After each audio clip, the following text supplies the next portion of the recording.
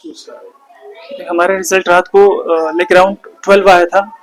तो उस टाइम पर मेरे एक फ्रेंड ने मुझे फ़ोन किया, मुझे पता नहीं था कि रिजल्ट्स अपलोड हो गए हैं। तो उसने मुझे बोला कि congratulations, you have made it to the final list with rank of 38।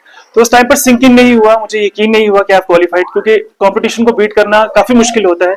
और इस बार पोस्ट का जो नंबर था वैकेंसीज का, वो भी काफ़ी ज़्यादा कम था। There were 75 post that were being advertised.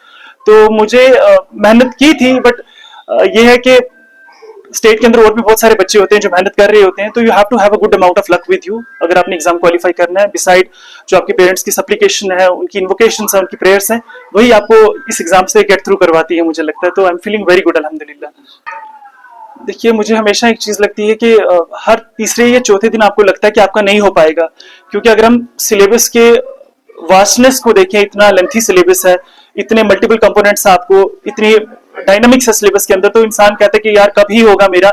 But ये है कि आपने सेल्फ मोटिवेटेड रहना है, खुद को एनकरेज करना है कि नहीं, अगर I am willing to put in the quality hours, if I have the discipline within me, I will definitely get through the examination. तो मेरे साथ मेरे पेरेंट्स का बहुत बड़ा कंट्रीब्यूशन रहा है, उनका, specially my mother. She is been a wonderful lady throughout the journey. बहुत उन्होंने मेरे को सपोर्ट किया। Even if I was studying till 5:30 in the morning, she would come with a cup of coffee holding in her hand and she would say to me कि बेटा पियो and keep studying. तो मेरे parents की दुआएं, मेरे माँ बाप की सपोर्ट, मेरे सिबलिंग्स की सपोर्ट, उन सब चीजों ने मुझे बहुत आगे एनकरेज करके यहाँ तक पहुंचाया। और स्पेशली जो मेरे जीजू थे, वो हमारी फैमिली में ही was the first civil servant.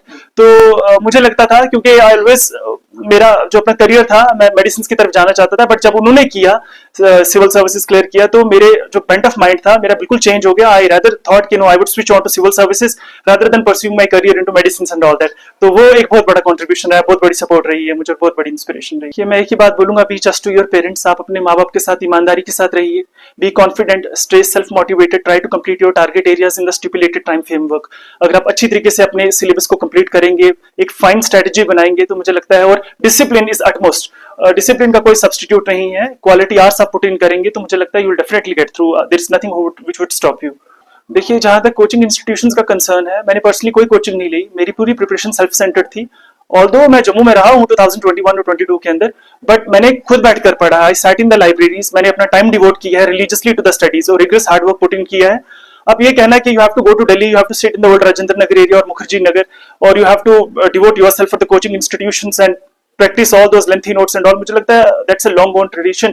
वो जो myth था that has been long back debunked, that has been completely busted off. What you have to remember in the longer run is that कि आपने एक चीज का ध्यान रखना है कि जब तक आपके अंदर से आग नहीं ना है कि मुझे करना है, तो वो फिर क्लियर नहीं होगा। तो क्योंकि आपने कंपटीशन को बीट करना है, there are an number of people who are studying for the same examination. बहुत सारे लोग हैं जिनको फाइनेंशियल सपोर्ट है, सब कुछ है, but still they could not make it. तो आपकी अपनी पर्सनल एनकरेजमेंट, अपना डिसिप्लिन, अपनी मेहनत जो है वही डिसाइड करेगी आप कहाँ स्टैंड करेंगे। देखिए, my father retired while I was studying in the class 10th। वो काफी टाइम पहले रिटायर हो गए थे, but despite being a retired government employ, मुझे कभी नहीं फील हुआ कि मेरे फादर ने कभी किसी चीज की मेरे को कमी महसूस की हो। इफ आई आस्क्ड हिम कि I had to buy an iPhone, मेरे पेरेंट्स मेरे को प्रोवाइड करते थे। If I have to get a tablet, my father would provide it. और मंथली, मतलब right from small AC to every single thing that I potentially needed in the Jammu, मेरे parents ने वो सब अफोर्ड करके मुझे दिया। तो मुझे लगता है जैसे पेरेंट्स मुझे मिले हैं, they truly are a blessing for me, क्योंकि despite from a very humble background, they have played a very very significant role in this entire journey. कि मैं एक चीज इंश्योर करूंगा कि मैं बहुत मेहनत से यहाँ तक पहुंचा हूँ। I have worked very very hard throughout my life. Despite I was good in the studies, I was academically very bright. I have always been the topper of my class. But कहीं ना कहीं एक चीज है कि मैंने मेहनत से पढ़ा है, कोई बहुत बड़ी लेविश या फाइनेंशियली वेरी साउंड फैमिली में पैदा नहीं हुआ। So I was from a very humble background, और मुझे इस चीज का एहसास है, और मैं हमेशा इस चीज का यकीन दिलवाता हूँ लोगों को कि I will always work for the betterment and the welfare of the society in general. जितना भी मेरे से कंट्रीब्यूट होगा, I will do my best to do something good for the society. Allama Iqbal का एक बहुत बड़ा, बहुत बेहतरीन जो है शेर है। मैं खुद पोइट्री लिखता भी हूँ, आई एम अ पोइट, मैं कैलीग्राफी भी करता हूँ। तो उनने कहा है, जवानों को मेरी आहे सहर दे, फिर इन शाही बच्चों को बाल पर दे, खुदाया आरज़ू मेरी यही है कि मेरा नूर बसीरत आम कर दे।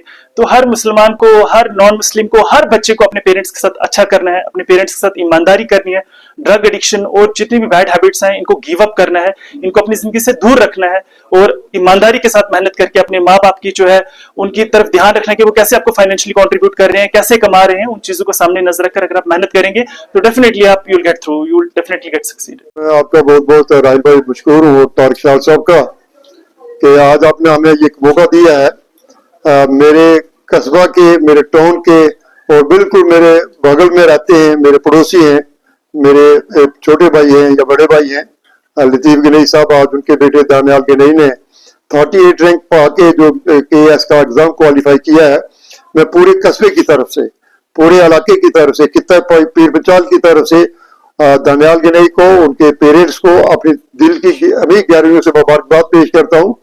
जो मैंने जानकारी दानियाल गनई के बारे में ली है कि इन्होंने अपना सफर का आगाज जो था जिंदगी का वो किसी मदरसे से शुरू किया है, पर उसके बाद किसी स्कूल के अंदर आए हैं और ये चलता चलता एक सिलसिला यहाँ तक आगे पहुंचा है कि no he has qualified his KS exam on the rank of 38।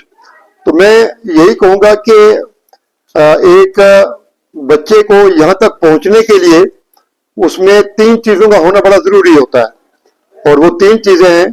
एक तो बेहतरीन उस्ताद का होना बड़ा जरूरी होता है, जो ऑल डेवलपमेंट करता है एक बच्चे की, वो किसी भी इदारे से क्यों ना ताल्लुक रखता हो, और उसके बाद उसके पेरेंट्स होते हैं, और उसके बाद उसकी सोसाइटी।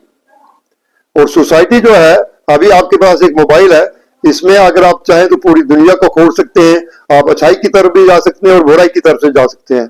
लेकिन दानियाल गनई ने इस मोबाइल का इस्तेमाल एक अच्छाई की तरफ लिया, अपने उस्ताद की, अपने पेरेंट्स की गाइडेंस, उनकी सरपरस्ती में रह के, और जो इनके गाइड रहे हैं इनके जीजू, तो उनकी सरपरस्ती में रह के इन्होंने आज हमारे इस पूरे थन्ना मंडी कस्बे का नहीं बल्कि खित्ता पीर पंचाल का सर बुलंद किया है। मैं उनको मुबारकबाद पेश करता हूँ। Thanks very much.